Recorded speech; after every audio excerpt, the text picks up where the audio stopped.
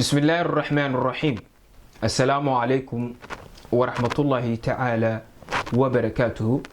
بعد السلام وقهرينتي وحان أمهد إلينا الله سبحانه وتعالى مركحته وحان سيدو كال أمهد إلينا ولا لها وكحيدا يوتيوب channel كيغا iyo waliba Facebook page kayga ba dhamaan waan idin salaamay meel waliba aad dunida ka joogtaan waxaan idin leeyahay maalin wanaagsan habeen wanaagsan duhur wanaagsan waqti waliba idin tahay wanaagsan maanta waxaan doonayaa in aan ka hadlo su'aal in badan oo bulshada ka mid ah maskaxdooda ka dhex guuxayso ama ba isweydiinayaan oo ah qaliinka dhalmada kadib muddo intee leeg ayaa laga doonayaa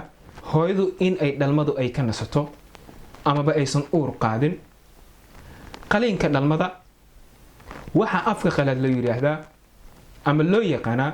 cesarean section ama C-section waana qaliin lagu kala badbaadinayo hooyada iyo uurjiifkaba inta badan ama waxa qaliinkan go'aan ka gaara dhakhtarka siyaabo kala duwan ayaa loo sameeyaa qaliinkan ama siyaabo kala duwan ayaa hooyadu loo qalaa xilliga dhalmada sida uurjiifka oo soo hormarsada lugaha boodyaha ama dhinac uu ka yimaado xilliyada uu dhalanayo ama dabakeen ah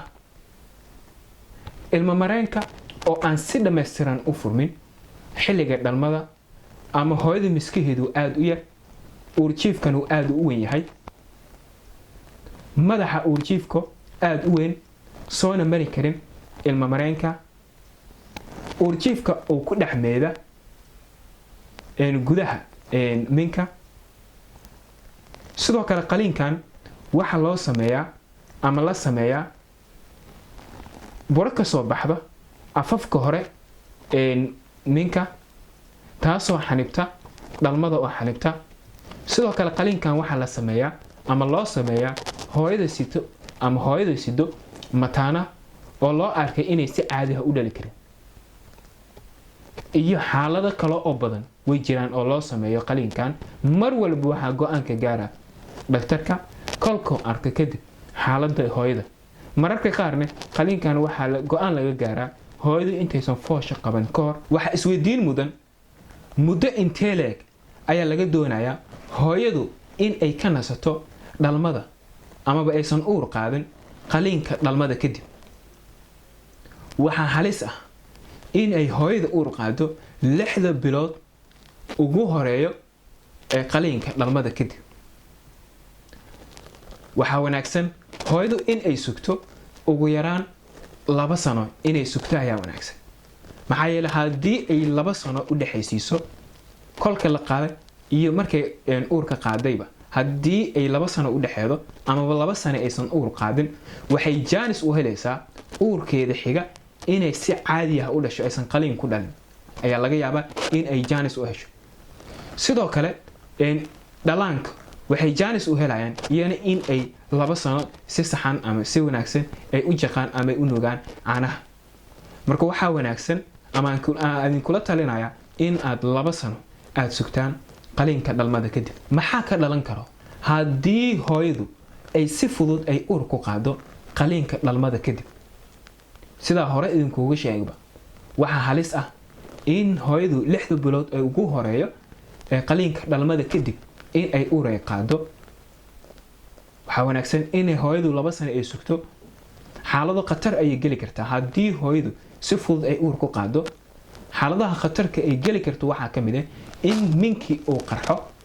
ama uu dilaac uu ka yimaado maxaa yeelay eego boogtii ama meesha laga qalay oo ilmuhu laga soo saaray eego suucan isugu dhagin ayaa laga yaabaa in ay hooyada ay uur ku qaado maxaa yeelay bilshi ka dambeeso minka wuu sii weynaanaya maxaa yeelay ilmaha ayaa soo riixay wuu sii weynaanaya marka hooyadu waxay khatar ugu jirtaa in yacni ay minki uu dilaaco sidoo kale waxaa dhacdo haddii ay xilli hore ay uur qaado in mandheertii ama iwadu inay meel qaldan ay kaga dhigto gidaarada minka sida caadiga ah hooyadu ugxaanteeda iyo xabada aabaha marka ay kulmaan waxay inta badan waxay ku kulmaan fallopian tube tubada loo yaqaan fallopian tube kolkay kulmaan kadib way isa soo raacayaan oo waxay u soo deganayaan gudaha minka ay u soo deganayaan kolkaas ay waxay ku dhagayaan gidaarada minka marka waxaa laga yaabaa inay si qaldan ugu dhago sidoo kale hooyadu waxay khatar ugu jirtaa inay dhasho caruur miisaankooda hooseeyo ama aanan gaarin xilliga dhalmada ama 40 week u dhameystirmin ama 9 bilood kolka dhashid kadib waxa wanaagsan in dhakhtarkaaga aad ka codsatid daawooyinka ilmaha lagu kala fogeeyo ama uurka looga hortago fadlan walaal ka taxadir caafimaadkaaga oo ha ku fududaanin inaad si fudud uur ku qaado ama ha ku fududaanin inaad uur ka qaado xilli hore qaliinka dhalmada kadib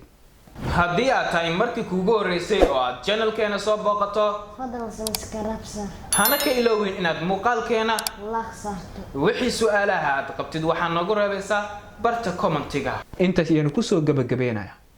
wasalaamu calaykum ورحمة الله تعالى وبركاته.